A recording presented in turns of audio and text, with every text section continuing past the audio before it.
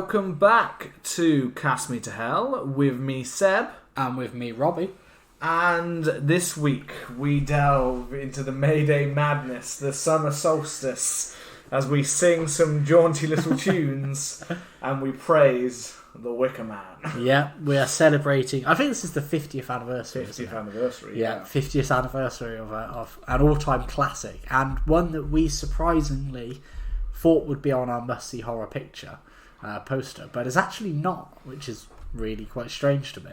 Yeah, so obviously this was planned to be. We will focus on this as a 50th anniversary kind of special. It was going to be a must-see horror, but it's really weird that it's not on this list. We have talked about our must-see horrors several times, but it's a bit odd that there are certain films on there that we've both looked at and gone, how is that like over the Wicker Man? Considered how is Death Race 2000? You should go check out that episode if you haven't. But how was Death Race 2000 on over the list? Wicker Man? Over the Wicker Man, or many others that are coming your way. I think like stuff like Annabelle, the first one's on there. Bird Box. Yeah, just like what, like someone in this, whoever made this list. I said I kind of like it purely because it's such left-wing choice. Some of them are so random. They're films that we probably never even would have thought about even watching. Whereas The Wicker Man would have come up at some point. Yeah, anyway, definitely.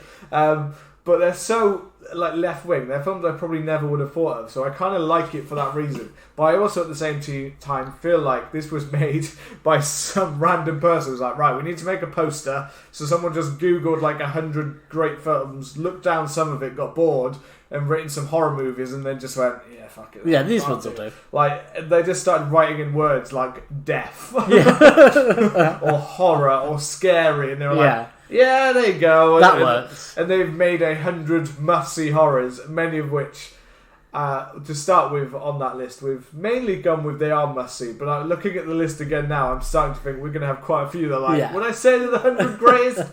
No. It's going to start to narrow it down. It is. We will start to break that down. But this isn't a must-see horror, although I would say that this should be, and is part of that, is 1973's The Wicker Man. So, to give you the old stats, give a bit of that structure, give us those which stats. we never have. Directed by Robin Hardy, screenplay by Anthony Schaffer, and starring Edward Woodward. Let's try and say that 3 times quick. Yeah, I can never do it. Britt Eklund and Christopher Lee as the main kind of actors. We've got Edward Woodward as Sergeant Neil Howie. We've got Christopher Lee as Lord Summerisle, and Britt Eklund as Willow McGregor, who is the kind of weird-looking landlady, kind of landlord, isn't he? Who's no, that's his daughter. That's his daughter McGregor. There is also there's the male McGregor. I think Lindsay Kemp is the Alder McGregor. Is his name Alder McGregor and Willow McGregor? Yeah. So before we get into the film, thank you for checking out the show. If you haven't, remember to hit that subscribe button and please leave us a lovely review. We yet again got into the top 50 TV, film and history on Apple Podcasts, so big shout out, big love. So remember to hit that subscribe button. Now, The Wicker Man, were you familiar with this film? Like how often had you seen this, or have you seen it? This is one of those ones that I feel like I've always known the Wicker Man. I know for a fact that my dad actually this is what was one of his favourite films actually of all time. So I've heard about The Wicker Man a lot, and I have seen The Wicker Man before a very long time ago. I kind of messaged you. I remember half of what I remember was Britt Eklund's landlord lady dancing nude around the room, when I was an impressionable young teen boy. You definitely beat off to it as well. I 100% am sure that there's no way that I wouldn't have probably been. Even watching it now, it's still like, hello. That's an interesting scene. With the man next, with the Sergeant Howie just dry humping the walls. Kind of thing. I luckily I wasn't sat next to you to see your glazed over eyes as you're watching it. But yeah, I'd seen this and I'd maybe seen parts of it, and it is because it's a British kind of classic kind of horror. It probably is seen as one of the greatest British horrors of all time. And it's such an unusual film, and it's not till revisiting now I gotta be a lot of this. The ending is a lot of what I remember. The nudity Same. and the ending apparently is what I remember. The ending obviously serves as such, and it is one of the probably not only in terms of last week we did plot twists. Yeah, and this would fit on that list perfectly. Yeah. This is a hell of a plot twist at the end, but not only that. It's an impactful one. It is a brutal watch at the end of this film. Yeah. Many films have tried to copy this film and do this film.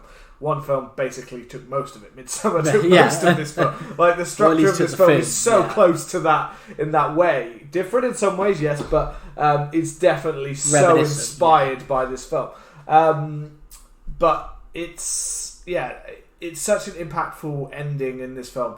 But there's also a lot that kind of plays out, and it's such a weird kind of film. Yeah. Like, there's a lot of music, a lot more music than I remember. There was music running throughout. These old folklore shanties kind of like play throughout, and a lot of them kind of have quite a lot of meaning to the subtext of actually what's going on, or the sacrificial kind of Mayday, summer solstice kind of part of the story. Vibe. Yeah, they all kind of play. They all basically sound like what we probably would have heard of when we were in, like, I don't know, primary school, when they used to do, like, the weird shit as British kids that we forget that we probably saw or did part in. That we once you're away from, like, a young primary school, once you're into secondary school, you kind of forget this stuff ever happened. But there's like maypole dancing and stuff like that. They used to do that at my primary school, and they used to talk about that. I think even at secondary school, my German teacher used to be the leader of, like, a maypole dancing thing, which, if anyone's not aware of it, it's basically like a dance where they have different colour strings and they go around a pole and make... And again, it sounds like someone's about to be sacrificed. Maybe they were. Maybe that's why we had such lovely harvests. Yeah.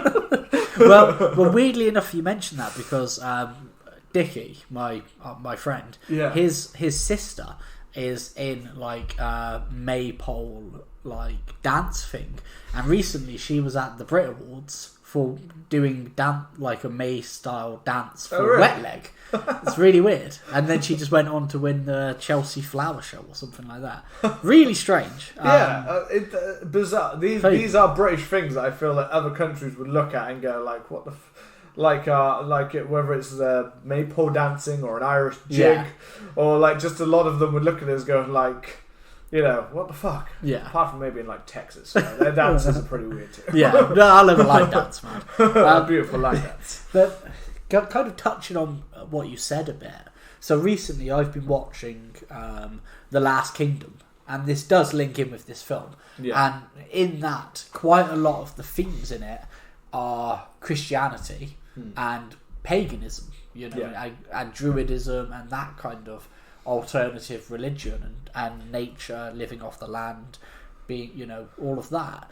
And I remember watching this documentary when I was at my grandparents' house or my granddad's house, maybe 20 years ago. Yeah. And it was about the most shocking moments in horror movies, or the best horror movies. I can't remember, but I was that young. Yeah. And the two that I remember were Shivers, because it was about people who go sex crazed and shag each other to death. And I remember being like 10. An impressible young boy. Like, is that what I should do? Well, I was more watching it with my parents and granddad, so I was like, this is really uncomfortable.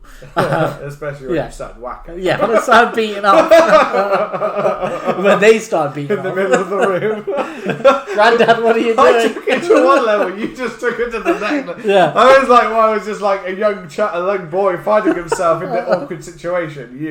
You added granddad. Yeah, granddad, stop beating off. And the other was The Wicker Man.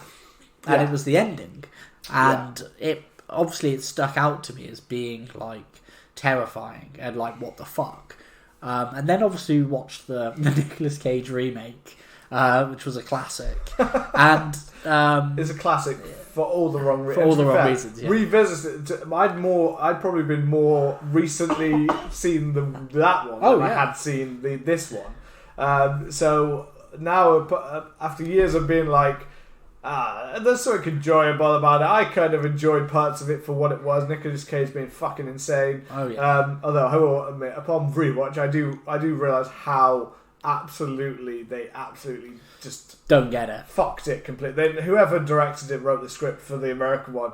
They just didn't understand it's something you simply can't make that into an American film. No, it just doesn't work unless you really check. I guess Midsommar is an example of where you've tried to they've tried to do it, but at least they understood the context of paganism and all of that. They didn't get that at all. If anything, they just, the American one, I believe, they thought it was about someone who, they just got the context of a cop who goes to look for a child. Yeah. And they didn't get, I don't think they got the rest of it. No. Except for, we need to burn him. We must burn him. The only thing they added was the honeybees, which was a kind of a cool addition.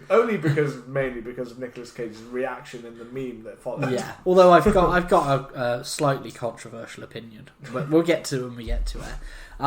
But yeah, so this was the first time I'd actually sat down and watched this film. And like you said, there's so much that stuck out to me. Like it is beautifully shot. Like it looks incredible. I found certain kind of Kubrick about it. Yeah. Very long shots at times. There's things that pop up in the background. They're kind of following it. It very much reminded me of those the hallway scenes in parts of The Shining when you just see random characters in doorways and random characters or when they walk into the room with the guy, blowing the other guy in the, in the you know what I mean? Like some of that, but it also at the same time reminded me of something like Last of the Summer Wine. Yeah, it was. Well, this is classic 70s, and this ran into literally the mid 2000s, but this old classic British TV show, and just about a bunch of old lads getting up to mischief in the summer day, this kind of thing. This is classic British TV, by the way. Like you said, it is a bit Last of the Summer Wine. It opens up, and I remember I was thinking okay, I know it's a horror film. I know it's a folk horror film from the 70s. Yeah. So I was expecting, I don't know, soundtrack-wise, maybe not much, or something kind of a bit weird, but instead, it's at moments it's like a Simon and Garfunkel music video. There was one song, the opening song, which is an acoustic one, and they're going on about corn ricks and barley, and I was like, what the fuck is this? Yeah. Is this a horror film? Have I got the right film on? They are classic kind of shanty kind of style. Yeah.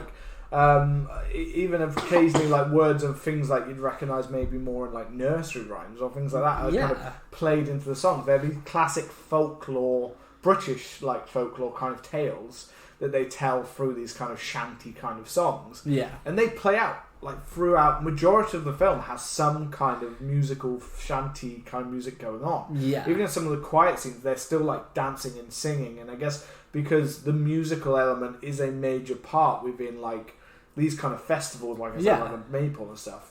The musical element is a huge part of that. These kind of old songs. This was celebration. I feel I feel like these are songs you only heard when you were a child, or maybe even Britain in maybe the 70s through to the 90s or things like that. This was a very kind of Christian kind of thing. I feel like almost as a country, we've almost, not completely, but we've definitely distance ourselves a little bit further away as time has gone on more and more from that kind of, you don't see it as much. I don't see it because I'm not at school anymore. Yes, I am in the school, and it doesn't pop up as much even in a Christian school. I still don't feel it's quite as... Do you still do hymns each day? We still do hymns. Nice. But even the hymns have updated themselves a bit over time. We don't do quite as many. When I first joined my school, there was a lot of ones that I was I remember singing. This is a classic. As I was Sing Hosanna. Sing Hosanna. Yeah, all of those songs are just okay, but they have kind of modernised a little bit, and there's no odd come on kids and dance and come around the Maypole and all that kind of, not as much, but it is still part of our culture. It's still a part of our history. Yeah. And the music here gives a real kind of sense that you're in this old,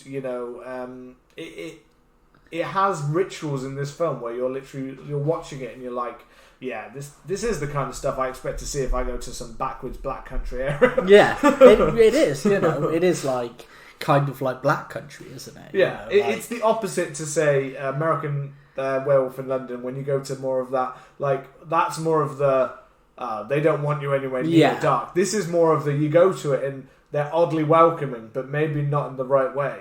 When I was a kid, my mum has a friend, and I will not name any names or things like that, but I know for a fact she moved from Gloucester. Yeah, Gloucester. And then they moved out to like somewhere way out in the like proper country. Kind of thing.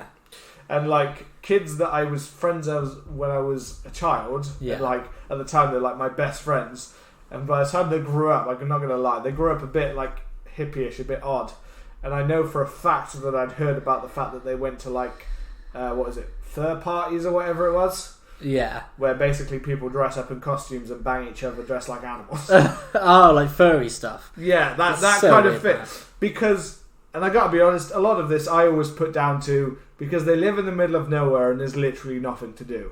So they get weird. Yeah. They get weird. I gotta be honest. And it's very, and you might know that even anywhere you are in the world, in America, I'm sure there's so many parts that are secluded areas where you go out there and you go like, that person was really fucking weird. That person's like definitely like banging, I don't know, their dog. And it's like what the fuck? And it's like, you know what? Humans are just odd, but don't let humans go without contact for too long because we get weird. They'll start banging dogs. We get weird and they start banging anything they can find. You know what I mean?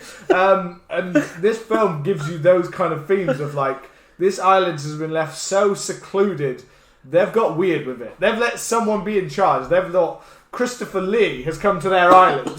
Lord Summerisle has come to their island, and his grandfather's come to their island, and they've been like, you know what this island needs?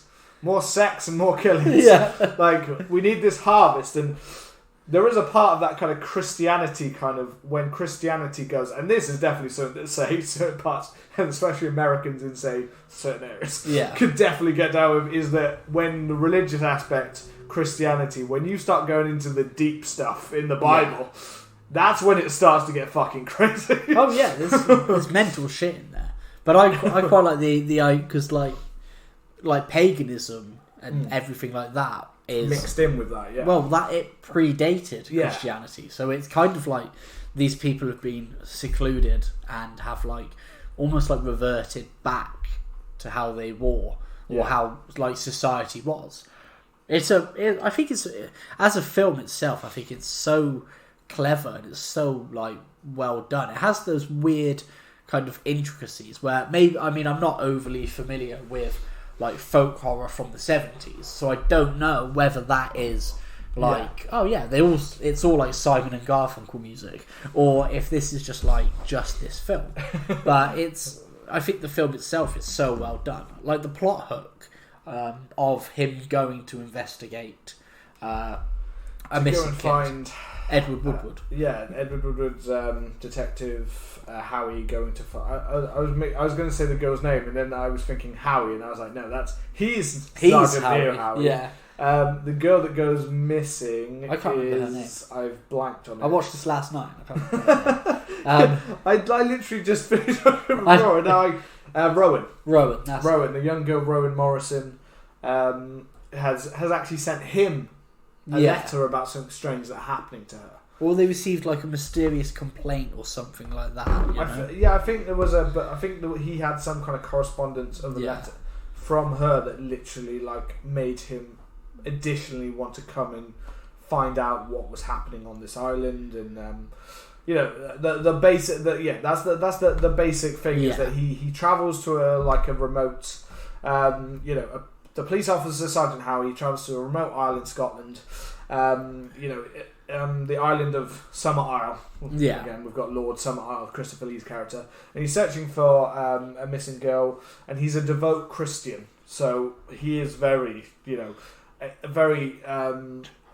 he's not a character who you'd say is likable. No, he's not at all. He is a full-on character, but at the same time, it does give you over time start to give you little kind of you kind of understand why he's being so full on and stuff like that. He is a detective on this island, and no one seems to care about the fact that nobody gives a fuck. No one cares. Not even a mother. Well, they're saying that it's Mrs. not Morrison's her. It's not. Yeah, it's someone else. Well, she's not here, or we don't really know who that is, or we don't know who you're talking about. But then they slip up all the time with little slips of but you don't know. But we don't care. It's fine. Yeah. You don't understand sacrifice. And little words like that are slipped in throughout. Yeah. It is what makes it really clever. It's definitely interesting because I don't think I feel like I've never not known how this film ends. So I'd be very interested for anyone that has never seen it to go in blind into this, because I feel like it's just something that's been shown off so many times on so many TV shows, they talk about this ending so much. It just is a plot twist that I don't think you can avoid. No. And it literally is. So if you are someone who's already listening to this and somehow still not completely clear of what it is, I would go and watch the film and see what it's like without knowing, because I feel like it would be a hell of a twist. Yeah. Be like, oh shit, but having known what the ending was going to come to is really what worked well in this film, because there's so much in the film where you are literally like, you can see how they are playing with Sergeant Harry the entire film. You can see how they're doing certain things, and you're like, oh, they're literally acting like this that whole film, and you can see how they're acting or how they do little scenes, and you're like, well, they're doing that to play him up. And it is really, the whole Celtic kind of paganism and Christianity, the way they've kind of mixed it together with the whole idea of harvest. Yeah. And the fact that harvest such a major kind of Christian kind of belief of that God gives to the land, and if you upset God, then there must be a reason. And the paganism part of the idea of sacrifice that needs to go into it. Well, I mean, the one of the moments that stuck out best to me was when they go to that inn, the Green Man Inn. They have that classic moment similar to American Werewolf, where everybody goes quiet when he walks in. Yeah. Then we get another song about how Willow, the innkeep's daughter, loves pipe, which is so weird because everyone's singing like innuendos about her and stuff like that, and she's loving it. And then this moment jumped out to me later in the film, but it's when he's eating at the inn. And he complains. I mean, he has some boggin looking like steak and beans and stuff like that, and he's like, everything's like really bad. A place which is supposed to be famous for its fruit and vegetables. Everything tastes like it's come out of a tin. And I think she says something along the lines of like, oh, the harvest wasn't great this year, or something like that. Yes, they haven't got the produce. Yeah, and it's one of those little things that is like peppered in, where it starts to click about what's really going on. Yeah. Well, I think what's clever about it is the fact that, to start with, they try to act. I think almost so that he doesn't leave straight away and realise that something's terribly wrong straight away. Yeah. He knows something's off almost immediately, I believe, like from when he arrives. But they start to pepper it in, but they start to slip up more and more as the film goes on, which, again, to many people, without knowing the end, would be like, oh, they're stepping up, he's going to start to pick up on this more, he's getting closer to the thing, when actually it's them revealing more to draw to just keep him there. So yeah, it's really like things that they just leave around. So like when he goes back and he finds a room with the photographs, and he sees Rowan in this room, and after he's just gone around the whole town, and they're telling him, oh, you're misinterpreting what that is, or I've never heard of that. All these kind of things to kind of throw him off the scent, and you can see how annoyed he's getting that he's here, but no one is giving anything, or no one's really, and yet at the same time, no one seems sincere. They seem oddly happy to be talking about a child that's gone missing, and he's just so confused. Someone who's so by the book. Yeah, because he is. He's like God-fearing, like this is how it's done. And I think it's there's another interesting parallel between, like Christianity, because we've kind of covered it or spoke about it in our Video Nasties feature. Go and check them out if you haven't. Cheap plug. But England at the time was, very dominated by Christianity and Catholicism. Most people were religious, and most people lived by strict religious rules. There was stuff like drinking and kind of rock music and punk music had started to come in, but for most people, and particularly people who were kind of around his age, middle-aged people, it was very God-fearing, and it was living, going to church on Sundays and living your life by those strict rules. Yeah. So it's very interesting how they kind of have this character who's so used to order and so used to things being by the book, like you say, and he meets all these people who are living a completely different kind of life to him. Yeah. There's a moment in it where they go to he's going to the school to check about, what's going on, like if anybody, where's she missing and who's that, and if she's registered at the school, if the kids have seen her, and they've got another song, kids dancing around the maypole, and then the teacher's talking about like the maypole as like a phallic symbol and like the the generative powers of nature. And the way, you can see his distaste.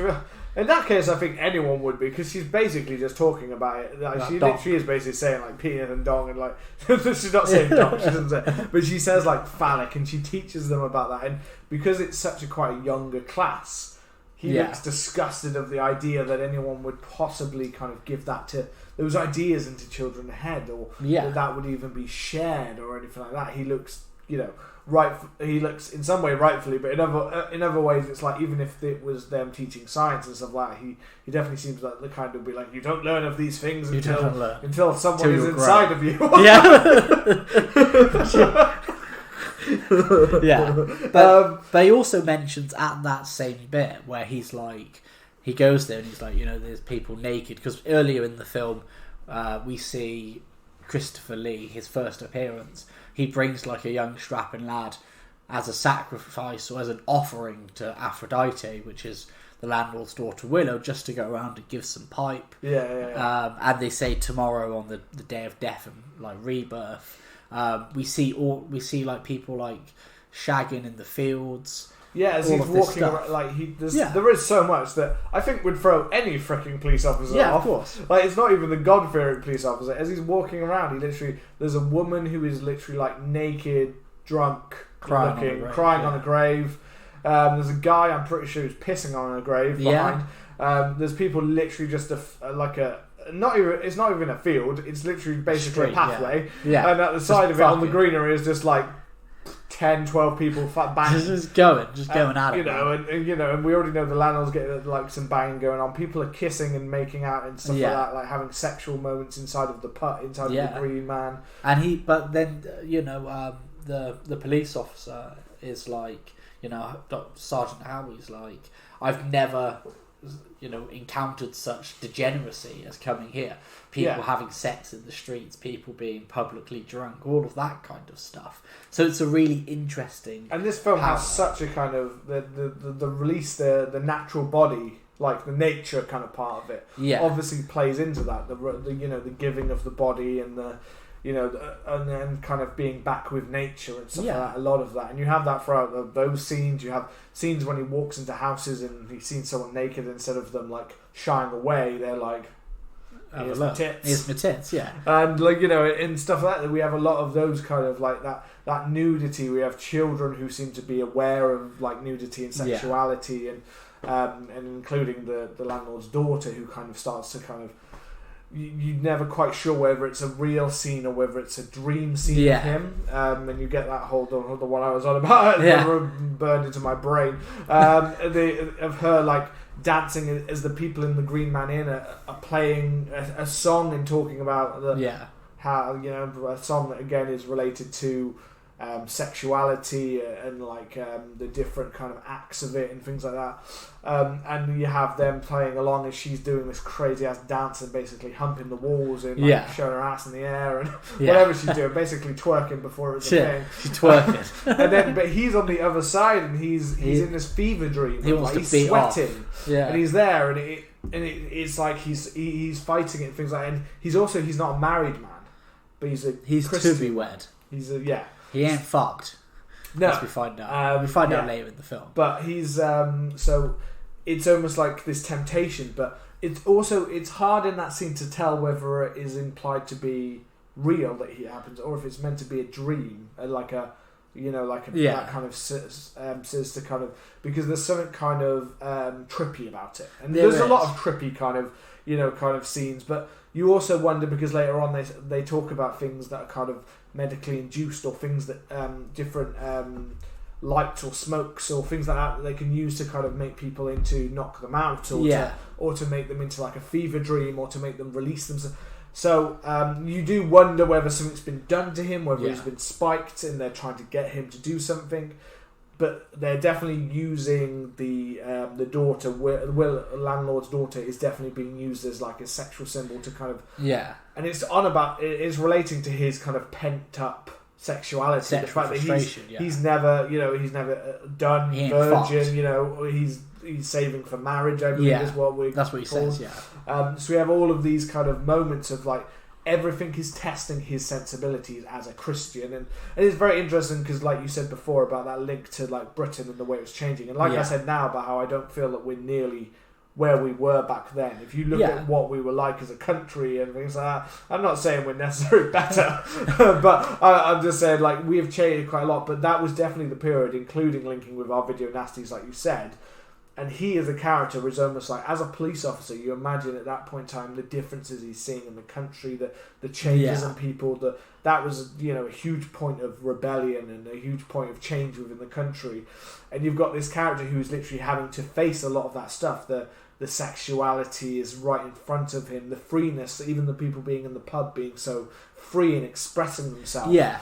And it does have that kind of very 60s trippy, druggy sexuality kind of driven, like this film is pushing within that folklore, that pagan kind of, that this character is almost like the old Britain, and this is new world kind of coming into you. But there's one, just touching on that point, and then I'll talk about one last scene from the school that I like. But with that kind of seduction, temptation scene, it's really interesting because when I watched it, I interpreted it as being like you were talking about. This is about his resolution and like him basically testing himself, or him being tested in his faith. Will he kind of give up all of his, I can't think of the word. Will he give up all of his convictions and everything that he believes in for this weird, strange new world that he's being tempted in? And will he kind of almost be brought into this new world, away from Christianity? So that's kind of how I watched it. But I remember I remember this really distinctly, but when I was watching that documentary, they were talking about the Willow trying to seduce him as a way to save him. Because we later go on to find out that spoiler for a 50-year-old film that most people know the ending for, is that the whole thing is a ploy for him to be there specifically because he's a Christian, he's a virgin, he's like the ultimate sacrifice. Previous sacrifices haven't been as good, so they bring in this man, fabricate the whole story. It's a really good twist, even when you know what's happening. Watching it play out, it's great.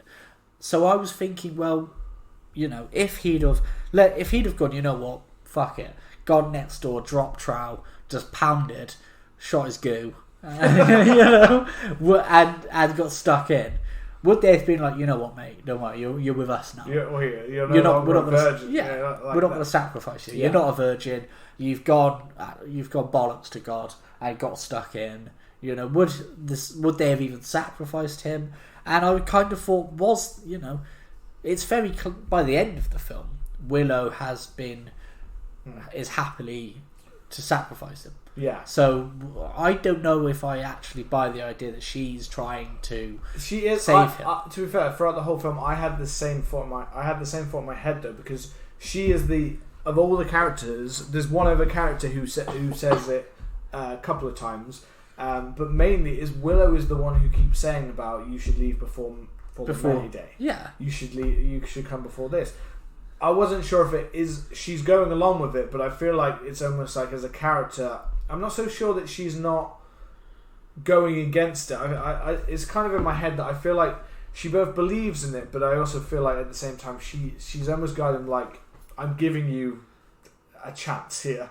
I kind of don't want to be the one to fully be to blame here, but I'm giving you a chance. I'm giving you a message. I'm giving you an idea.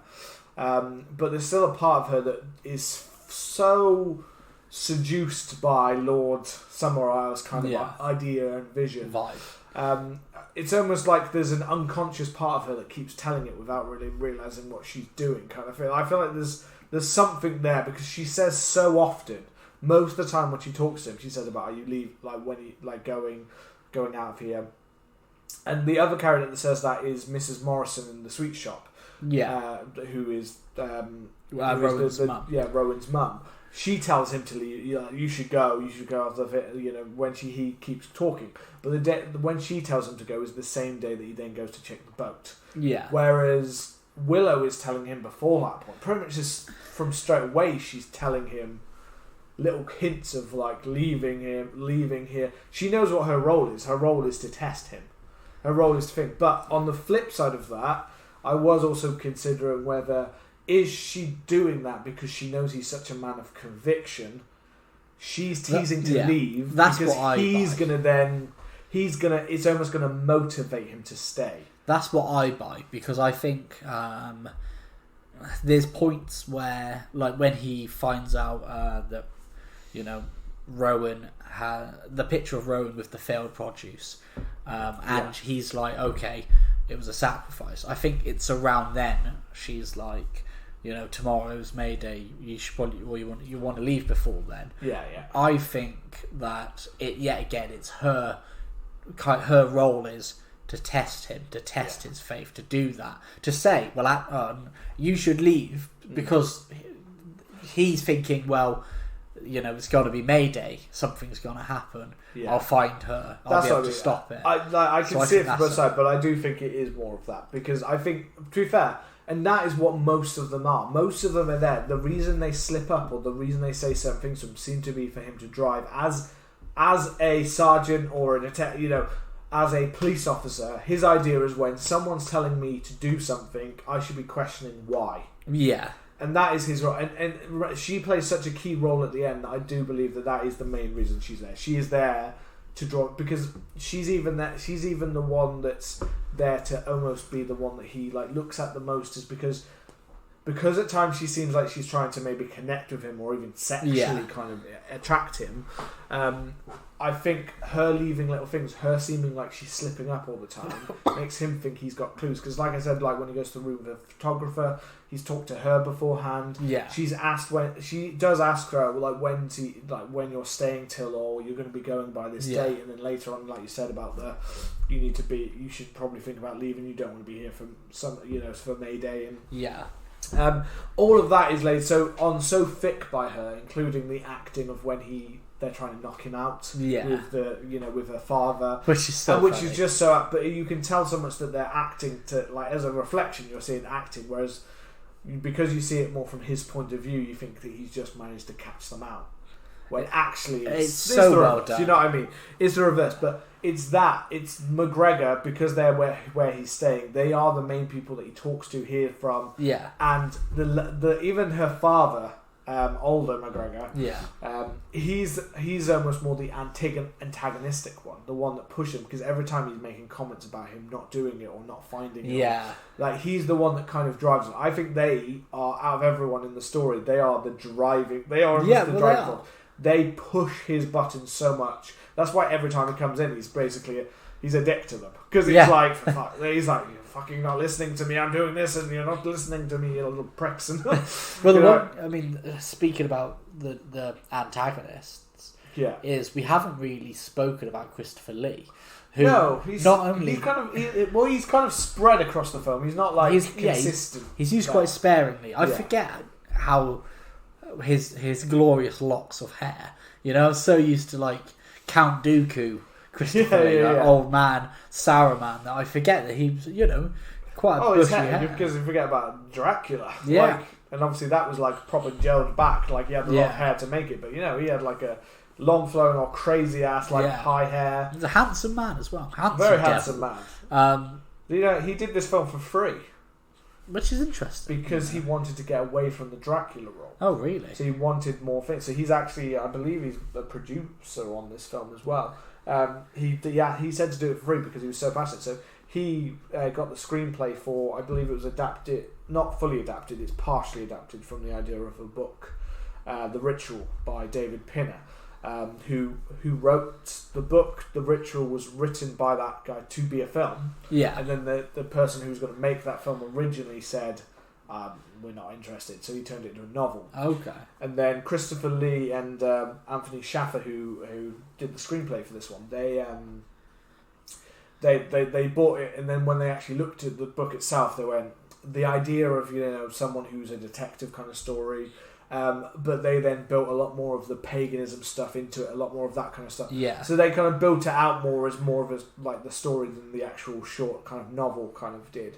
But Christopher Lee, he was part of the purchase of that deal of the book at a point when obviously he was one of the bigger, like, film, because of Dracula, he was one of the bigger starring actors, but only he was typecast into horror, that kind of horror. And he saw this as a different kind of area that he could show him more of an actor. Because then obviously after this, he went on to do things like James Bond, and then again, he just became like a franchise king of doing all of this. Yeah. And Christopher Lee himself said that this is his favourite film. This is the favourite film he did. This is his favourite role to play because it gave him such freedom. Whereas Dracula, he said, is quite an experience. It's something that he loved to begin with, but became like a tomb for him. Yeah. You know what I mean? It became something that boxed him in so much. And he was basically playing the same character again and again. There's no freedom, he said, with the Dracula they wanted me to play. That older Dracula, love him, but it's just that he's the standing figure. He's the motionless kind of. He's the one that appears in little scenes and then does little kind of monologues, and then that's about it. There's not much. There wasn't much range to it for him. This film offers him to go from not only does he have to kind of give the allure, and he does, he gives that kind of... He's very charismatic. Handsome man, charismatic kind of handsome... You believe that they would follow this man.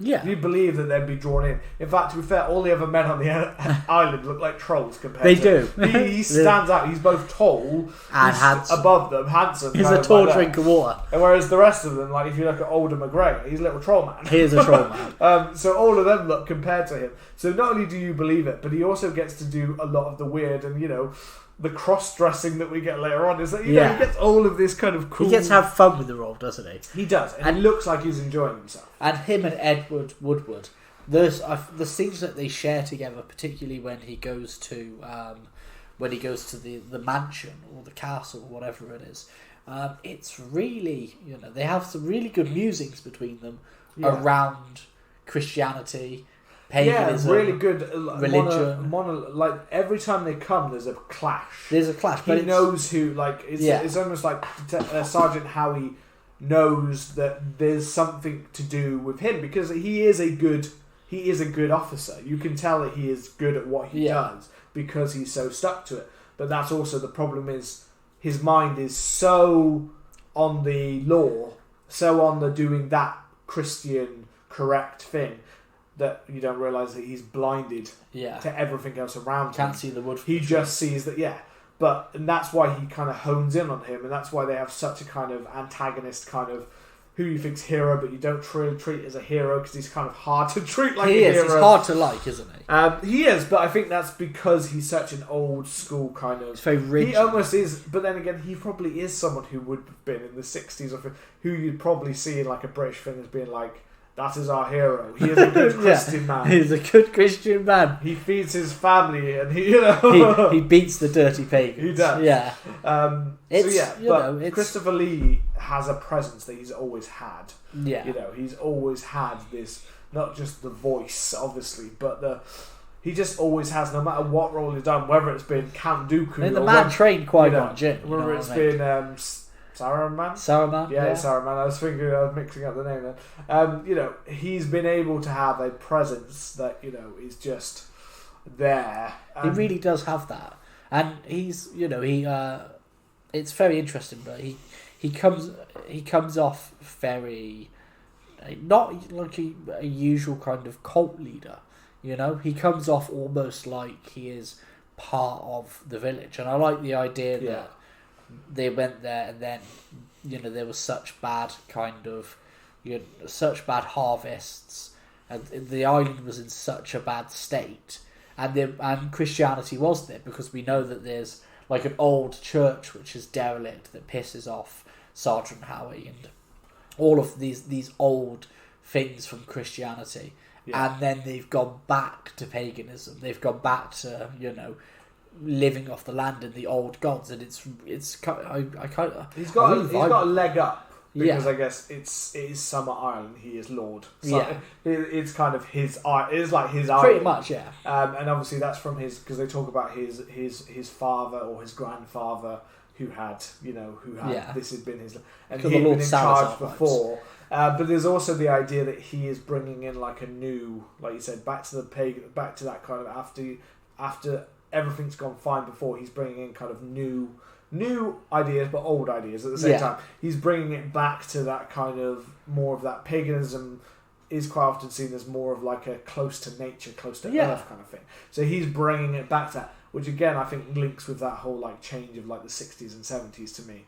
It changes him being that kind of new fresh blood that kind of brought to the island, and the younger ones are kind of want to follow him, and the women are very interested by him, and the men kind of follow that way as kind of Well, I think like the free love generation probably would have been in full swing by now. If not maybe the end of it. I'm not too sure. Christopher Lee could have led his own real cult if he wanted to, I'm sure. I mean, apparently James Bond was based on him.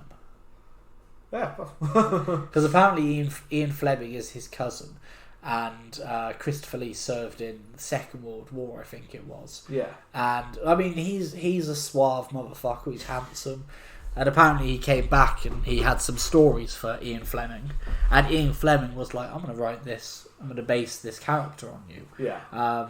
There was a story on the set of Lord of the Rings where Grima Wormtongue obviously stabbed Saruman in the back. Yeah. And Christopher Lee was like, no, like this to Peter Jackson, this is how it would kind of like sound.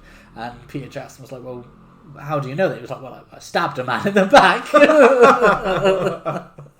He like, and he did like a death metal album at the age of like 90 or something. Yeah. He did badass. Forays into the music as well. Yeah. He had a good life, Christopher Lee. He was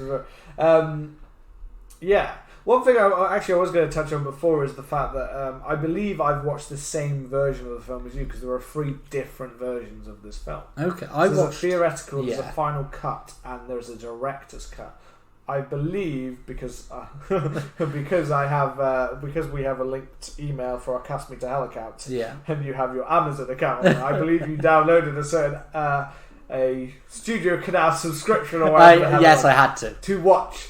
And so so before I watched, I made sure I was watching the same cut as you, and on there I believe it said the final cut. Yeah. Which I was thrown off about because I didn't know that there was 3 different cuts of this film. Yeah. So when I was doing it, when I was looking through mine, it was offering me 3 different I was like, oh, which one? So I decided to go with the one that you'd watched. That makes sense for consistency. Because the theoretical one is actually not easily got hold of. Okay. That one's the shortest of the film as well, because the film was only originally about 84 minutes or so. It wasn't very long. Yeah. The one we watched was about an hour and 44 minutes long. Yeah. And then there's the director's cut, which is quite a bit longer. That one's about 20 minutes longer than both of those, I think. So that one's about almost a 2-hour cut of the film. Yeah. And each one has varying differences. I think the theoretical cut had a little bit less of the sexuality stuff in it. Yeah. And I think the ending goes on a little less. It's kind of cut down a bit, which is why people say that that one's not the best one. I do think they do say the final cut is the strongest version of the film. Yeah. The other cut is quite a bit longer. It does include Christopher Lee singing. Oh, he has one of the songs, so that it does have that part in it. But it also introduces Sergeant Howie in that version. In the one we watched, you get to see him in the church at the beginning for it's like a very minuscule. It's like a very short scene. Yeah, he doesn't go straight to the plane. I'm sure in the version I watched anyway, which said it was the final cut. You get like a scene of him in a church just at the very beginning for about 30 seconds or so, and he talks to a minister or something like that. Yeah, and then he's off on his way. Whereas the director's cut shows him with you get a chance to not only see him his life in the church and to be wed. You get more of an idea of that, but you also get the idea of how he is with his other officers, and he's just as much of a dick as the other. Yeah. He is the one that the other officers are kind of he's so by the book. Yeah, he's so that and I think in the director's cut there is a little bit more of that implication of this is what his life is like. This it plays up a lot. It sets up a lot more his kind of stern Christian belief, kind of that we follow it this way, and that kind of sets up why, which I think maybe a little bit jarring at times, is that you're just there, like you get to know him by just basically getting to know what he's like with the people on the island. Yeah. Whereas at the start, in the director's cut, you get a bit more time, which I think it works perfectly fine the other way. Getting to know him, you get to know his character because you get to know him as he goes along. Yeah. So you kind of get him. By the time you get to the end, you get why he is doing things the way he does it. Yeah. You get that his beliefs. You understand him enough, I think, by the end. Whereas in the director's cut, you just get more time with newer people, which I think kind of links to what we were saying about this kind of new world order that he's kind of had to adjust to. And I think it shows younger policemen in the director's cut, which he kind of has to adjust to this kind of new that generation. World. And I think there's a few other bits, like more songs. There's more of the scene of her dancing around. I believe it goes on for longer. Yeah. So obviously, if you liked that scene, go enjoy that. you watch it, me watching again later on. Yeah. So it adds some elements, but a lot of people say it adds stuff that just, I guess. They said that the final cut is better because it kind of streamlines the ideas. You get enough of these ideas without overdoing it, whereas the director cut kind of adds on more than people needed. I think it's like I said, they lay it on a bit too thick with the whole Chris. And I think they also said that the Edward Woodward character, because you get to see him at the start there, then you get to see the way he is. He almost becomes very dislikable in that director's cut. I could see that. It's too much of him. Whereas at least when he's a police officer out of his depth, you can at least feel for him that he's out of his depth. Yeah. In that kind of way, he's in this odd community. He's wondering why people, and even you are a little bit on his side. Is like, why aren't people more bothered by this? Why aren't they more interested?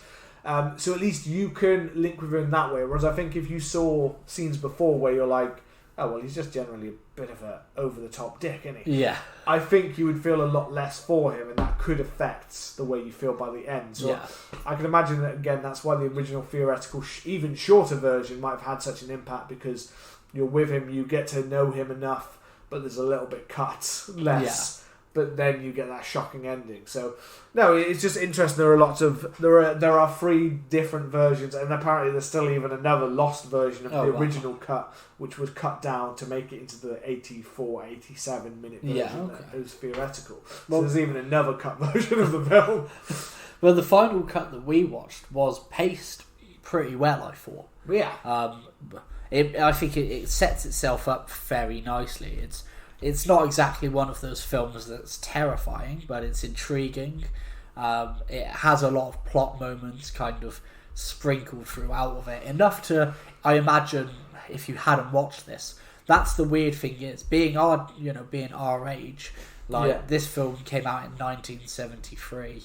I think my dad would have been about 14 by then, you know? And to go into this film completely blind must have been so strange, because now I'm just so, everybody's so used to it that I think it's paced well, and you have intrigue sprinkled through. Even if you know what's going to happen, you're still thinking, how is he going to get there?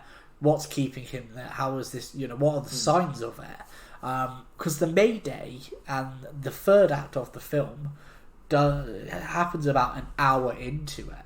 And that's kind of where we get where he's like, you know what, fuck it, I'm bouncing. He goes back to the weird airplane that he flew in. That's just stayed in the ocean for a bit, and finds that it's been sabotaged. And that's where we start to get things get really weird. Yeah, you get all of the... Well, you've already had lots of teasers of the masks and the things like the animal mask that the children are wearing, or the children are talking... singing songs that are even about sacrifice of animals and stuff like that. But this is where they start playing with him. Yeah, because you get them all popping up one by one, like little animals, looking like little meerkats popping over. They're like, oh, and then the second it's gone, it's like, yeah, there we go, we're out. Like, them laying little traps, and you do get like this. These were the parts that I thought were quite like. I felt like that's why I said like Kubrick in my head as a kind of basis, because it's very like slowly teased out. It has lots of like moments that you'd like spot if you're watching carefully, and like in the background you see these animal masks pop up like throughout the film, like in the background and stuff like that. But the more it goes on, the more it goes from little slip-ups, little teasers in the background, to much more noticeable. Like you could catch something out, and it starts to be a bit more like it's almost like they want him to catch it out, and you're like, well, why are they being so kind of obvious with these things? Why are they starting to? And that kind of question starts to build up. And but I do think with his character getting stuck on the island and stuff like that, you do start to question. Like he goes back for more officers. He says, and he can't really contact the outside world easily from where they are. I think there's some of the sets that up later. But because I think this is one thing that is good about his character, is that because we know the way that he stands to these like convictions, and so we know that he's the kind of character that's basically kind of never going to give up on this kind of mystery. And we totally believe that he's not just going to be like, I'll just find another way. He's gonna, if he notices something off about it, you can tell even on the plane when he's like, this doesn't seem right. So like as if he's a guy who would have checked it so well and go, like, this is not right. I know this plane or whatever, I know that this doesn't happen, something's wrong here. He's got such convictions that a lot of other characters you'd be like, why aren't you gone by now? You would be gone by now. But him, you completely believe that he'd stick it out, he'd keep going, like you completely believe he's still going for it, kind of thing. And it's that like, it's that commitment to his convictions, almost his, in a strange way, his sense of superiority, that he's the Christian man, he's doing the right thing, there's the one law. God, he's the law, that he is better than everyone, he's going to get to the bottom of it. That's kind of what draws him to his downfall. It's almost pride and ego in a strange way, Because he just starts to kind of just get so like indulged in these just weird things, to the point where he kind of sees weird things and he kind of just like ignores them or just moves past them. Like anytime that someone tries to question him, that's a no. 100%. If the children pop out the window and say what, like question him back, or try to like show the mask and say no back to him, he's like very like, I am a police officer, no, like you're doing that. So he's very forceful in that way. And yet then there are still scenes when he is a little bit more like, there's just too much weird happening at me right now. Like when he goes to search all of the houses and he finds the room, like we said about the woman who like flashes him, the little girl that falls out the closet with like, looks like she's dead, and then playing with him.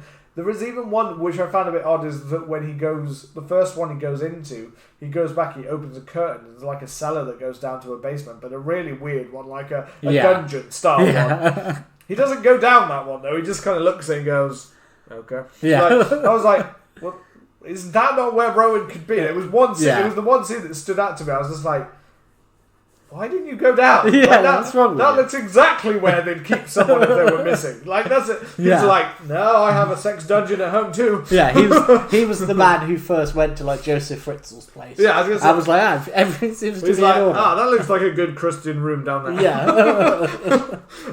It's the only one he doesn't like check that I was there. Like, why? Why are you not checking that dungeon? It is a bit weird. It is like it's like watching any horror movie, except like in every other horror movie they go down the stairs and check, and you're probably like, I guess you shouldn't do that. But at the same time in my mind I'm thinking, but I feel like you should have, because you're looking for a missing person and no one seems to. And it is, but all of this kind of adds to not only the just oddness, but the sense of unease, I think, is what this film mainly gives you. It's a folk horror, and I do feel like folk horror or folklore is its own kind of genre of horror, honestly. And they're not always, they are quite often kind of slower paced. They are kind of like giving you little teases. Some of them, can be a little bit more into gore and stuff like that, where they're showing horrific things that happen, or horrific body kind of changes, or things like that might happen within a ritual, or an animal that kind of, like you've got things like the ritual, or antlers, or things like that, kind of a folksy kind of tale, or mythology kind of based tales. And you get a lot of these in there, and I do find that quite often though they often tease things, and they are much more about kind of an odd sense of tension or an odd unease. They make you feel like I have no idea what's going on here. They're often more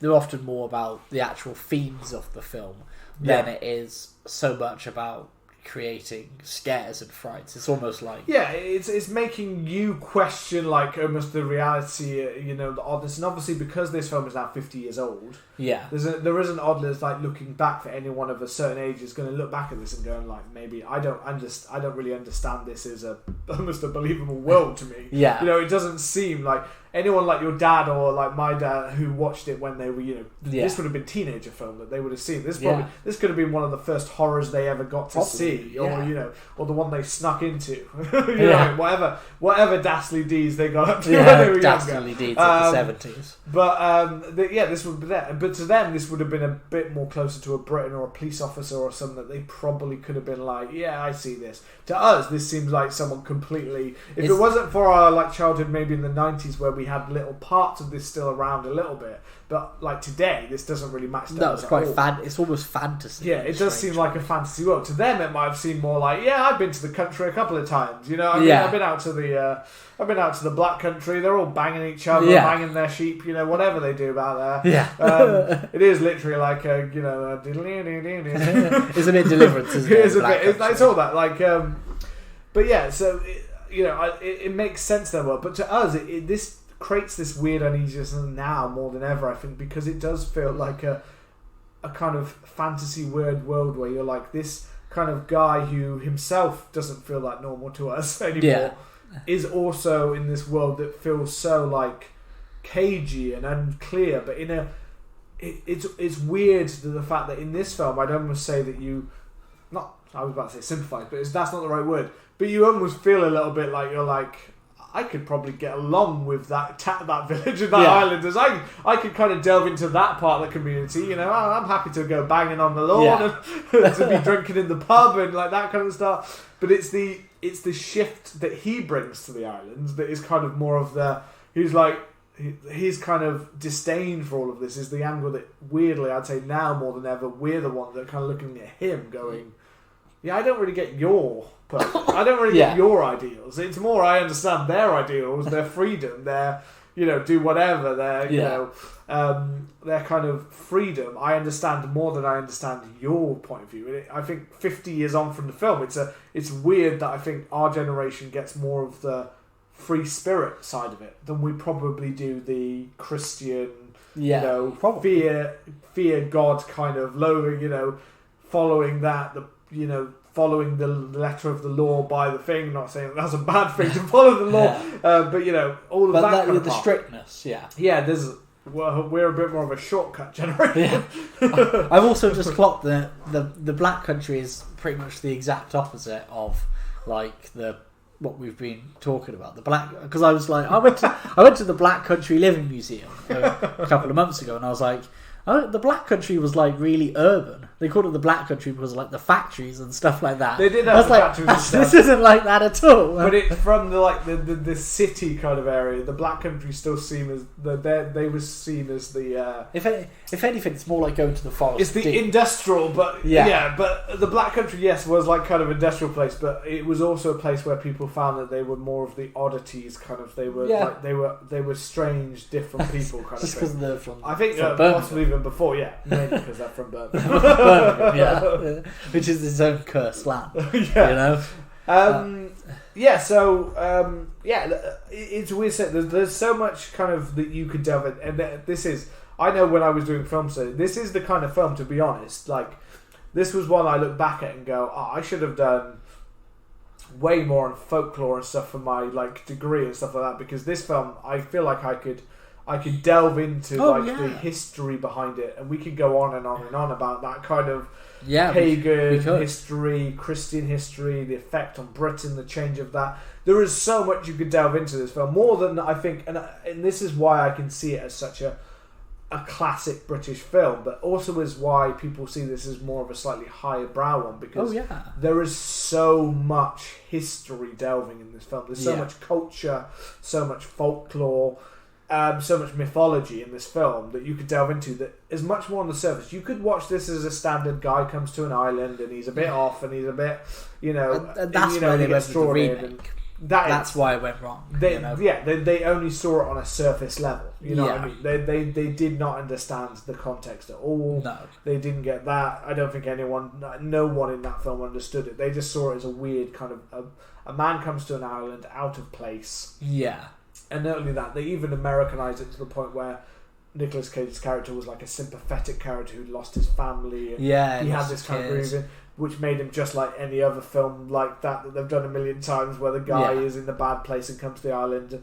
And the problem is, the way that this film goes towards the end links completely with, weirdly enough, the officer's ideals completely kind of actually link into a world that he actually kind of seems to believe in many ways. What comes at the end of this film, Sergeant Howie, he doesn't believe in what they're doing about it, but he believes in the whole Christ will give you, Christ the Redeemer, Christ the, that he will give punishment, that he will give resurrection, he will give these, and theirs is going much more, even further back to the paganism kind of. Well, they're going on about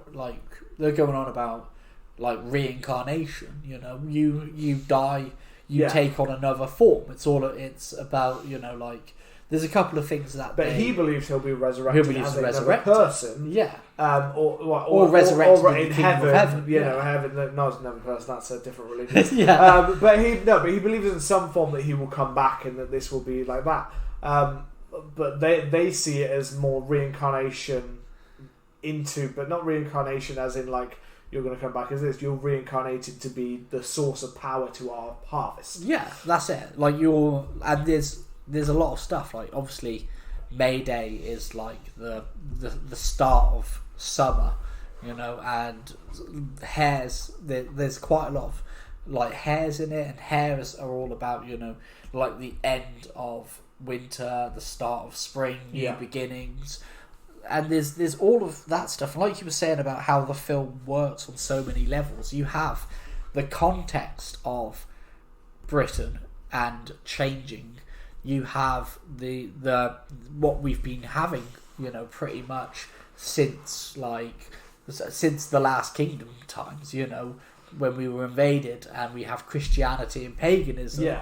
And then you have just so many tiny little things in the film that show that he's been set up and twist. Like he clocks the older McGregor and puts his outfit on. Yeah.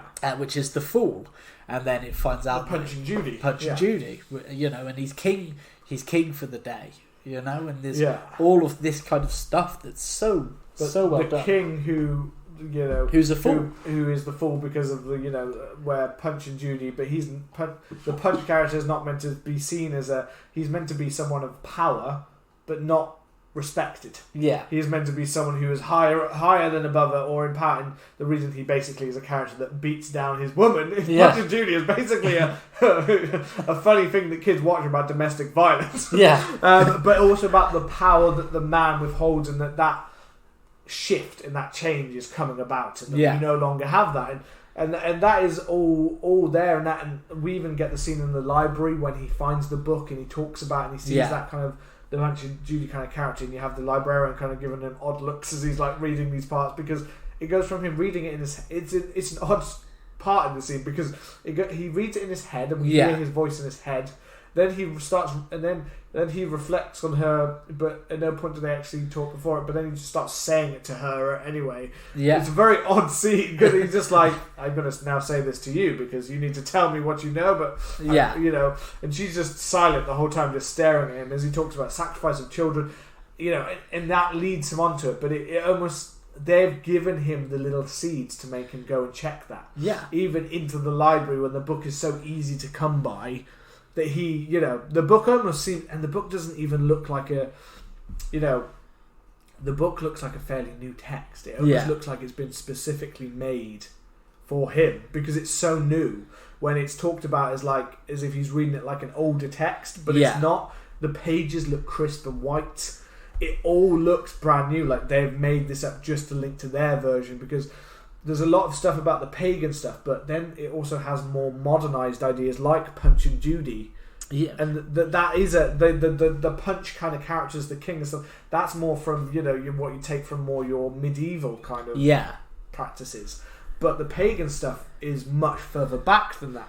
So it almost seems like they've made their own context of it. And this is the book that he's reading. He's literally reading something that they've made for him to follow him off the wrong track, kind of thing. Yeah. Where it avoids it, but it does, because the book even avoids the part of, it tells them about everything about animals to children, avoiding anything about the adult. Yeah. And the man of power, the man of, as they call it, the power of the king, the virgin, the fool. Yeah. You know what I mean? Those three parts. That's the only part of it. It talks about Punch, you know, as that kind of character. Yeah. It talks about him in that kind of context as being that adult, but it never talks in terms of that's the one that should be sacrificed to give you the most power. Well, he's all it's the only say chess piece that's left on the table by the time you get to the end, which then leads him going back to the pub. And then he says he's going for a nap, and they're still antagonising him. Older, McGregor. Oh, no, was it McGregor? Yeah. He's still teasing about that you still haven't found, searching all those houses, and you've done nothing. Yeah. You know, and she's giving him the whole about does he not need to leave soon and stuff like that. And again, that's why it seems quite obvious that she's more accomplished than she is trying to warn him, because she says that to him, which again not only makes him stay, but also then he says he's going for a nap in his room. So when she's then stood there saying that we need him out of the way, and they're talking together and they need this, and they do a weird thing with a hand, which is a burning hand, but I think it's actually just a wax hand that they've shaped into that shape. It's really weird to kind of creep him out in a kind of Godfather horse. You know, and he's hearing that, and you know, when I think it's just a wax hand candle. I don't even think there's anything to it. I think it literally is just that, weird. just to make him think. But that's purely to get onto it. The only inconsistency I quite found is that I'm not entirely sure. I don't know if Willow was more into it than actually older McGregor was actually informed of certain things, because older McGregor seems legitimately unaware that certain things were going to happen to him, whereas Willow seems much more aware of what was coming. Yeah. Older McGregor, you know, when he's knocked out, but then they show a scene, or it's just an inconsistency within the you know, the shots that they left in the film. Maybe it is. There's like he's tied to the bed after the officer takes him, and he seems legitimately like concerned. Whereas if he was in on it, I feel like none of this would be a bother. So I don't know if that's an inconsistency in the film, or it's a case of you know, Lord Summarize as. McGregor sometimes played up a little bit like an idiot anyway. Yeah. At times. He's played that bit like a fool. A lot of the stuff he says is a bit like Lord somehow sometimes there's a scene when they're outside and he says about his changing clothes, or we're going to have to take it in again. Like he's a little bit of an annoyance to him at times. And he makes a comment about him drinking. Yeah. That's why it makes me wonder if he's actually more... It could be seen more that he's been left out of certain parts of this. Yeah, so he doesn't slip up too much. More of the... Yeah. Willow's actually the one they rely on more to get these pieces in place, much more than we maybe realise. Yeah, and I feel like she's actually, some people see it as her being the helper, when actually I think she's actually the biggest piece of the puzzle to get him to that point. She's the one that lays out these little things that I think he most pays attention to, and I think that's possibly desire on his part, that he's sexually aroused by her. He wants to fuck. You know, but also that he sees her as an innocent in some ways. Even though the whole bar is basically telling them, we've all piped her, we've all piped her. So it's really interesting when we get all to these scenes, and we obviously have him leading through the punch, and they made the pagan symbol, and they all have to go under it, which is quite a tense scene, I found, because they're going under it. You keep thinking at some point someone's going to get it, move the swords, and they're going to, you know, they're going to catch one of the people. And I think that's part of the good thing, is the tension that builds. And you're constantly there, like, he's following through. Is anyone going to find out he's there? Yeah. But also, all of these things they're doing at times, there are certain things they're doing that are, like the swords and stuff, that make you think at any time they could do so. And not just to him, there are the other characters you think, well, they're probably willing to do anything to any of them, right? Yeah.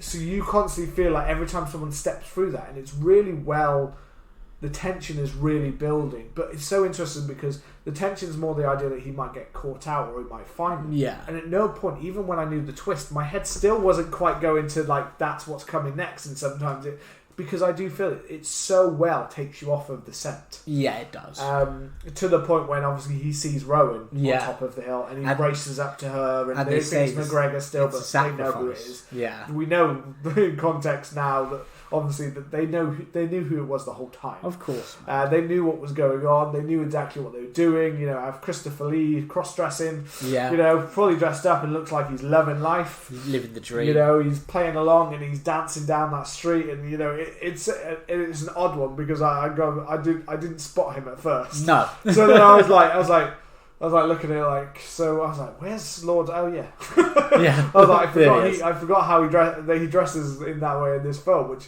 again is a kind of, you know, it's a kind of risque thing actually at that point. Yeah, probably is. It's that, you know, it felt all part of that kind of free love, free like to express yourself kind of movement, which I don't think you would have seen in maybe an earlier version, because I do think those themes of the New World Order that had kind of come about from the 60s and 70s is fully in this film, like we've said.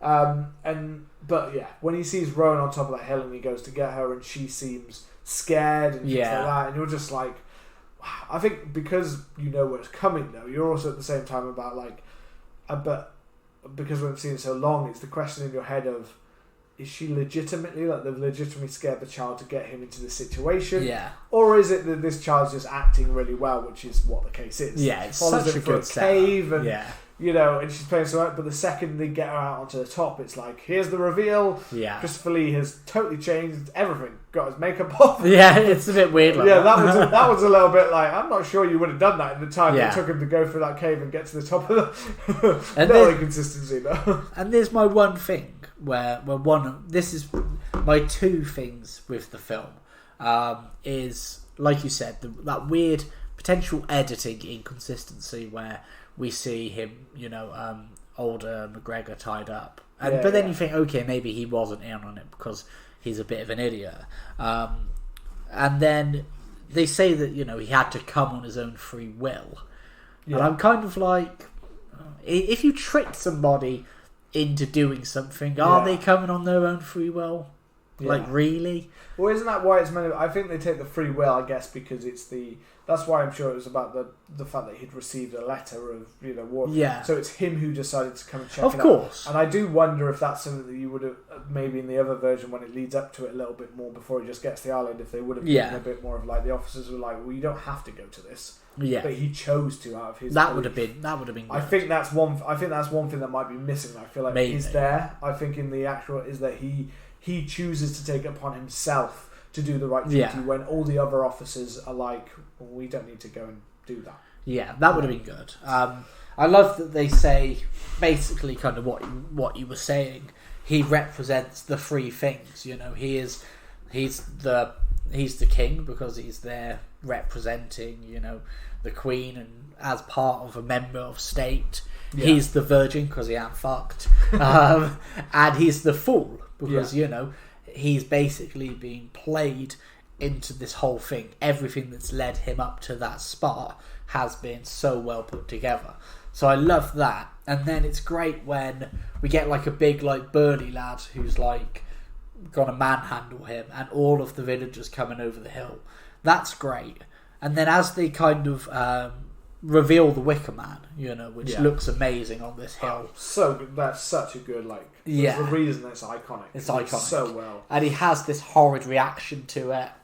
But then the one thing I don't get is he's like, they and this is the one thing I like about the remake. The one thing I think that they actually do better is there's so I watched the remake first, and in the remake we know that they break his legs. They cover him with bees. Not the bees! Not the bees! They do that. And there's a scene in this, but as Mayday is just starting, where somebody has a cake of like a person or a bunny person, and she cuts the legs first. And I was thinking, oh, that's great foreshadowing. However, in this one, they don't do anything to him. No. He's just in there. It's just this burly lad who stood with him. He just like walks towards the Wicker Man himself. And it's like, no, I'm not going to let you do this, as he's walking towards it, as he like opens it and climbs into it. They do grab him. They do, yeah. They grab him. They grab him when he's pull here towards kind of. But thing. That's like after they've already been like, we're going to sacrifice you. He's just like, no, you're not, and just stands there as they grab him and take him away. Yeah, there was a part of me that would be like, if I was stood in that Wicker Man right now, as you've got full use of your body, I would be kicking that wicker door down because it looks like I could kick. I was like sitting there like, I could kick through that. I don't know if the Wicker Man would have toppled into the sea. Yeah, but probably I could have broken through. But then again, I'd be like, yeah, I'd still like to take my chance. I'm built different. I would choose dropping down, possibly dying from like crashing against the rocks, over burning anyway. Yeah, that's what I would have done. I'd have just elbowed. I would have just been like banging against it, like smashing myself. Yeah. Or I'd have just run, Fosby flopped off the cliffs, and just into a dive, and just swam back to shore. But I'm built different, like I said, you know. I do, yeah. Because there is even a from I think it's from it's not it's another character. I think it was Willow, but it's another blonde lass. She talks about and almost talks about like Christ and stuff like that. So I was thinking he was going to get something like a crown of thorns or that kind of thing. That kind of sacrificial kind of thing, but he doesn't get it. I will admit there's one thing with the bees and the broken legs, and that is one thing that I do think, yes, it makes it a bit more believable. But again, I think the one thing that does save it from being completely like, why didn't he try to do it? It just comes down to his religious conviction and belief, and also the fact that I do think that one thing is that great is when they're on top of that thing, he starts to get more and more surrounded. Like by second, you see more and more of them, the villagers, the islanders arriving around him, and you see how he starts to kind of. I think there is a realization that there's not really much way that he's getting out of this. Yeah, like he is boxed in, he is stuck, and I don't know why, but there is a part of him in the conversation, and this is one part I think amazing. The kind of monologues and the religious kind of.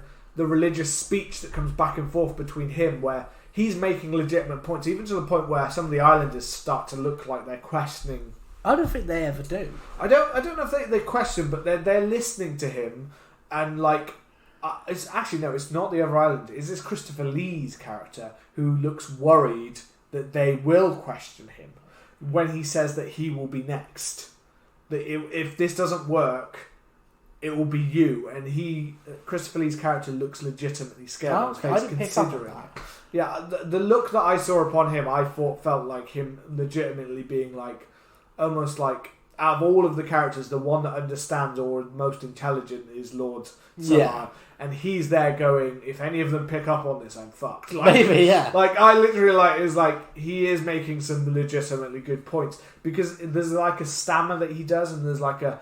Where he tries to interrupt him, but he still overdoes him, and it's just he is just laying these out, and I just think that the stuff that Edward Woodward. I was about to say Edward Furlong. Edward Furlong in this. Edward Woodward's acting in that scene is, I think, it's great. Like, when great. He's screaming and shouting, and he's saying all of these religious beliefs, and this is where you'll go, and. Do you really believe that this is going to make any difference and this is going to change and you know where this will go? You'll just keep being blood and each time you'll have to get bloodier for your sacrifice and he still continues to do it even when he's put. And I do think it comes down to that kind of I think they were relating to that very kind of Christian kind of the Old Testament style. Yeah. The man, fury. Yeah, the fury that he will stand there and he will take his burning. He will take his, because... that's the way they believe of the kind of like accepting your, within Christianity, accepting your fate and accepting that and believing that God will be the one. And I think that point of acceptance is the only difference. And again, I think it's the one thing from the remake that they realised the difference between is that they had not built a good enough character to get to the point where you can believe that inconsistency. Yes, I would have liked some. I do think a bit more of blood and wrath might have played in a little bit more of a play into it, that kind of thing. But then there's also the idea of the virginal kind of that he is a pristine specimen, and that kind of bloodlash kind of may take away from the sacrifice. He should be pure.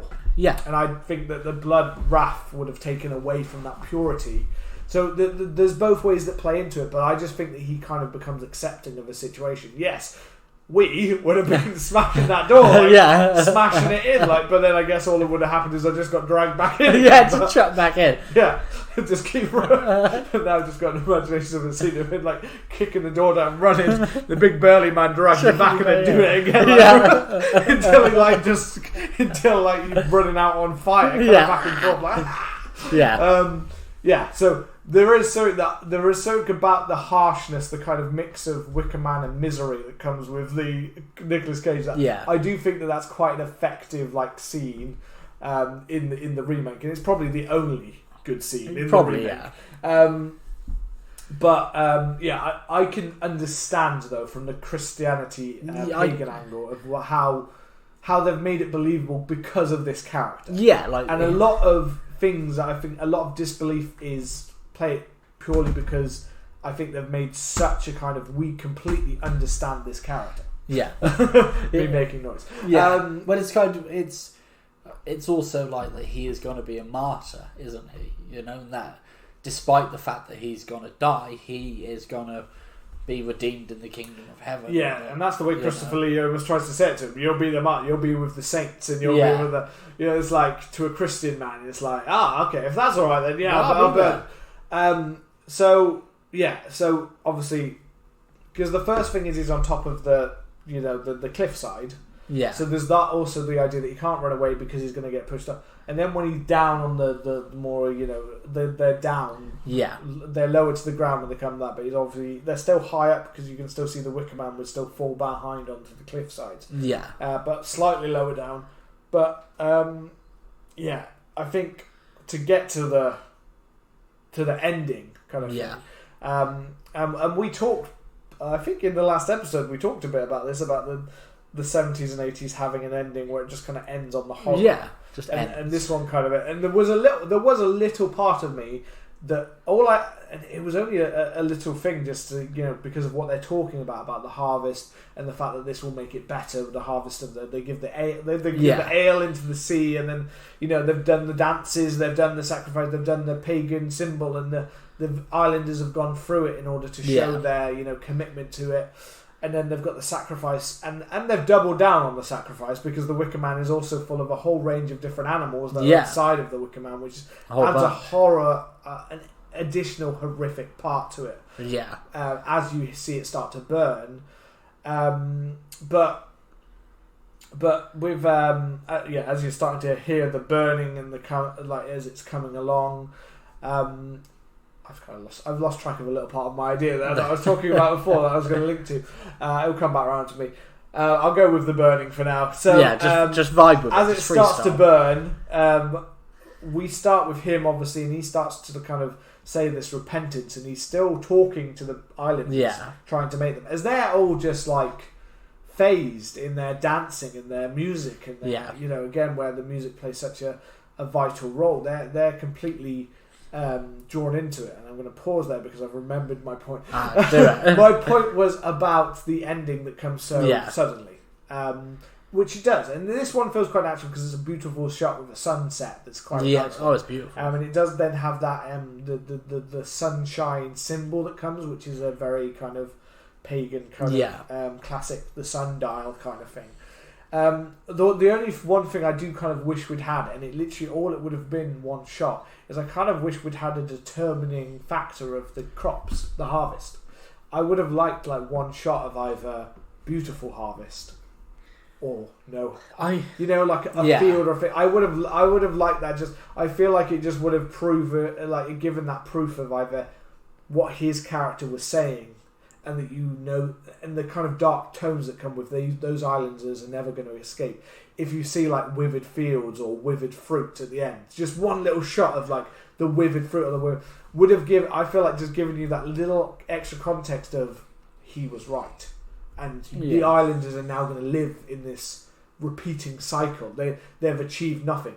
Or if you'd seen it, it would have given a little bit more of that, I guess, fantasy of it worked. Well, that's it. I think, but it leaves you open to the question. Yeah, I think regardless, the islanders will be stuck in the cycle, because if they'll still come back to it. Yeah. If they had shit harvest, then they would have said, well, the sacrifice wasn't enough, we need more, we need another. If it had been a great harvest, they'd have said, well, they need another. The sacrifice has to be that consistent. I think the nice part is that is the words he says about Lord Summerisle. That that the only person who could possibly live up to this have to do is you yourself, kind of living up to this kind of power. The only adult that has more power here is you. I guess I like the little idea that if it was a withered crops, you get the idea that he might be right. He might be. You have the idea that it will come back around to Lord Summerisle. Maybe this is going to come back to you in a bad way, kind of thing. You get that kind of a little bit of okay, he had a horrific death, he had a horror, but maybe he's right. But I think that kind of goes back to what we said. Like, films at the time ended on the twist, or ended on the horror, or even the resolution. Like, they were like, well, that character's safe. Roll the credits, boys, we're out. Some of them do it really poorly, and I don't think that this is one that, like, some of those ones were almost too sudden. Yeah. Like, there almost isn't the resolution. No. There's the end of, like, what would you say climax is kind of where you come to the end of a, if they were in a battle, the climax is what happens to the end of the battle. Maybe a little bit of the resolution is how did that battle end. Yeah. But a resolution, really, in a good story would then follow with a little bit more of the of, like, how do the characters return to a normality.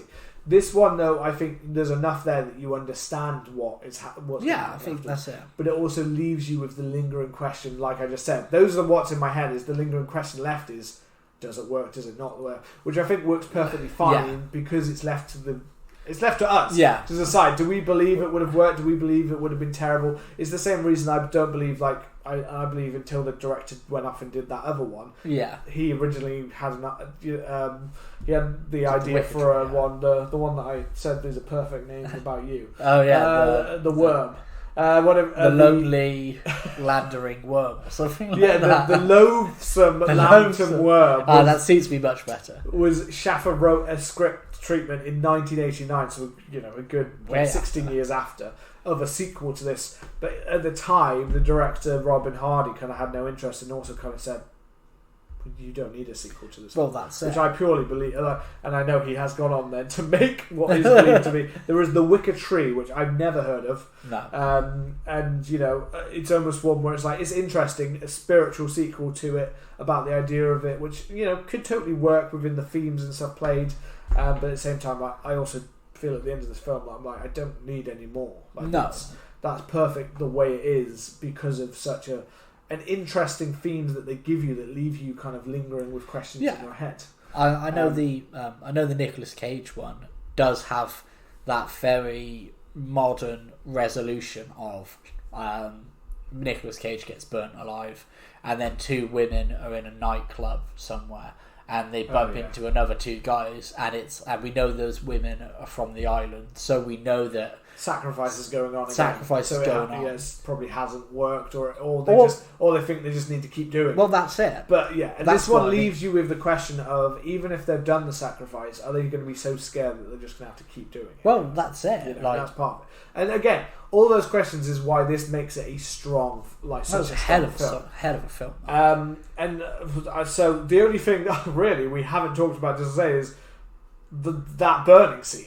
The animal sounds, to me, I didn't expect it to affect me quite as much, but almost the animal sounds alone was bad enough. The screaming of those pigs that were screeching and wailing, and there were chickens, I think, are in there, and you can hear their squawks and the bars, and you just hear all these animals, and you hear them start to drown out, but you hear them get louder and higher pitched, and it's as he's trying to shout at them. Yeah. And then, you get his last kind of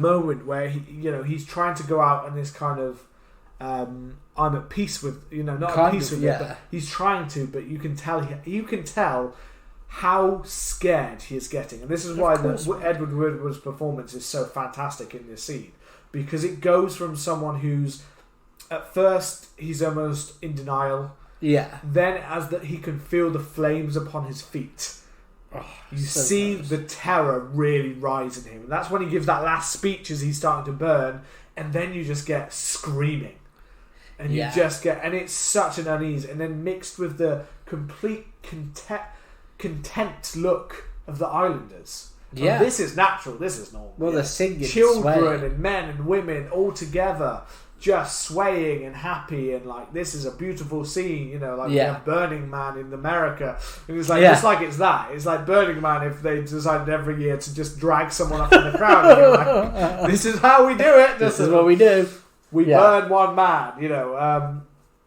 But no, that's just it. You know, of what could push you to the point of making you think, you know, that you will sacrifice in order to get that, you know, just to have produce on your land. Yeah. You know, the idea, if you know, it's the idea like right now. It's like if I could, they told me I could never have an apple again, I have to sacrifice you to have an apple again to get my produce. It's like you need that produce. I need that apple. You need that apple. It's like when the last time you ate an apple? Well, I have them occasionally, but for some reason now you're telling me I can't have them again. Yeah. And the problem, that's the problem with our society. The second we say you can't have it, it's like, but I want it. It's like you're allergic to that. Yeah, you're allergic to that.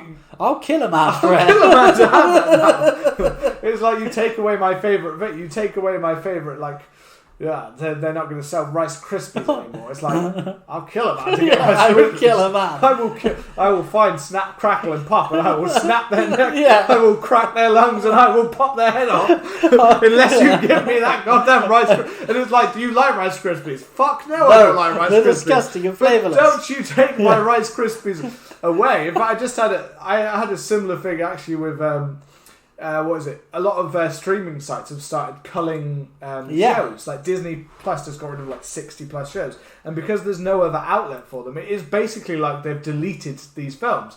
And like there was one or two of them that I'd actually quite liked, so I was a bit like, there's nowhere to watch this again because no one else has the rights to it. You're basically deleting those films forever, which is mad to think they made these millions of dollars films and they're like, yeah, but for tax breaks, let's fucking cut. Yeah. Or even like, I think one of them was Willow, which has literally been released like 6 months ago. Yeah. The TV series, and now it's got. It is good. I was watching it going, oh, that looks fairly interesting. It's one of those ones I was like, I probably never. But then I reflected at the same time and being like, a lot of this shows look shit though. Yeah. And we even tried to like watch one before it was taken away, and we're like, this one's shit. This is dog shit. But at the same time, it was in my mind going, but you can't just. I liked the idea that one day I could possibly decide that I was going to watch that, and now you're taking it from me. And it is this weird thing in your head. Is in one way, it's like I feel sorry for the people that made it because it's like your film is basically just like bye, it's gone, like it's like dusted. But at the same time, this is that same mix in your head. It's like, what would you do for that? Would you kill someone to get your episode to watch Willow season 1 that was? Looked like it was never getting a season 2, but would you kill a man to do that? Would you kill a man to maybe one day want to maybe watch Willow? Yes. Probably. To have that option. And sadly, yes, and I completely get that. The madness of the Islander, but to be fair, you can relate that to pretty much the modern world in so many ways, this idea of the story. It's scary if you think of it in a different context, not harvesting the produce, just think of it of like, think of the environment, and think about if they tell you basically you should only, if someone came to you today and said, you can only use tap water at this time and this time, majority of people around the world would go, fuck you, I'm going to run my bath all day. Like, you just see a person of a current, like, I'm not saying everyone, but a lot of people, you can just see them in the background slowly walking towards their tap. And like listening to the person saying, the world will end tomorrow if you don't just use that tap 1 hour a day. And you just slowly see some people just slowly turning the tap as they're talking, going, it's like, what? That could end the world. Don't you fucking tell me what to do. Well, look at Just Stop Oil. Like, Just Stop Oil blocking the roads and stuff. And it's like a really valid thing. Like, we was in our best twists in horror, we were talking about Soylent Green, you know, where the world's overpopulated. Greenhouse gases have like made everything so hot. Oceans are like drying up. I know ocean levels are rising because of it and stuff like that. And it's like, like the world is like, you know, potentially like going to end because we've created a society that's so like reliant on this finite material. Get out of the road! Get out of the road! We're so on. Like they have a point, but it's like. That's just how we are as humans. It is a scary point. We are the downfall of this world. We know, and sadly, it's one of those scary things in life that I almost feel like, as a modern day adult, you basically have to come to the balance in your life of I need to work, I need to pay bills, I need to do this. I know impending doom is coming any day now, but you kind of block that out. You have to go into your happy place of I'm going to just play on games. Yeah. And I'm going to block out the world. And midway through playing my game, it's going to dawn on me that, oh my god, if we keep doing this, the world's going to end. And then you have to go, and then I pick up my joint or my alcohol, and I just numb that for a while. And that's pretty much the way I feel like that's the way the world works. It sounds depressing, but you talked about Soylent Green last time, and we basically said, I could totally see in this world right now where people would go, okay, so basically if we don't eat half the population, we die. Yeah. I mean, I guess if you get some breadcrumbs, if you basically add those 11 herbs and spices, then, I'm sure anyone can be delicious. Yeah, human flesh is fine. I'll eat that. I'll be like, and it just is. It's like you say you wouldn't do certain things, and yet certain people would. I know if it got to a certain situation, I'd be like, basically, we haven't got any food left, but your dogs and cats have, we could eat them. Yeah. It's like, I'm not going to do that. It's like, but you'll die. Yeah. Okay. Let me also put this. It also means that other things will die, like you won't be able to use TikTok anymore. What do you mean I can't use TikTok anymore? What do you mean? What do you mean I can't use the internet anymore? We said you would die. Yeah, I don't care about that. Put that goddamn dog on the barbecue. Yeah, just make it look like a burger. Yeah, just make it look delicious. Yeah, just make it look like it's not. And then on TV, it gets to the point where Gordon Ramsay's like, so basically, this is the delicious way to prepare your dog. Yeah, and that's society right now. It is. The Wicker Man relates to all of this. It does, and that's it's not just. You might watch it and go, I can't connect with this old era British last of the summer wide world. Yeah. But in the context of it, it's completely true to the modern day. And it's why this film has endured a beautiful 50 years. And that episode went a different place than I was expecting. Yeah, especially I enjoyed it. I enjoyed it. I like a little rant. I mean, I don't have, to be honest, I think we've been talking for quite some time about it. Yeah. It's a great film. It is. But usually I think this is a longer episode than usual. And I don't really have much else to say about it. There was one thing that I loved, which I don't think I mentioned, and that was when they're in the schoolhouse and they go to Rowan's desk. They open it and there's a beetle on a string, on a nail, and the beetle, the little girl, and they're like, "Why are you doing that?" And the whole point is that the beetle thinks that it has free reign and it's walking itself into a circle until it gets tied up on the nail. Yeah. And it's just the perfect analogy for him. Film. It's him. Yeah. Well, it's him, isn't it? He is the beetle and he doesn't realise. And I love the fact that he questions the girl and be like, then why do you do it then? He's just like... Well, she laughs. It's like, it's like, you don't realise that you are. That's you. And that's why that's been left for you, because you are that beetle. You are getting closer to your demise, and you don't realise what you're doing. And I mean, I don't have anything else. Anything to say? No, I mean, as I said, in one context, I don't have anything else. In another context, I could probably delve into the history, and I could do like several episodes probably just on pagan rituals and all of that folklore of history, but... No, I am content with where we've got to. I am ready for the Wicker Man to burn me. To burn you, yeah. I have become at peace with this world. Well, before we throw ourselves at the Wicker Man, I will go to the social media lounge. So we've got a couple today. So Dr. Darren Gray said, "Great film, absolutely masterful performance from Christopher Lee. He is genuinely disturbing and unnerving. Half-price horror, a jaw-dropping, amazing ending that hits hard even when you know the twist." And then you've got a great kind of one from Stuart Bannerman. As a kid born in 71 and heavily into movies by 78, I heard of The Wicker Man over the years and finally saw it for the first time around 83 when I was 12. The first viewing, I wasn't sure what I was watching as it was such a unique film. However, the ending haunted me for years.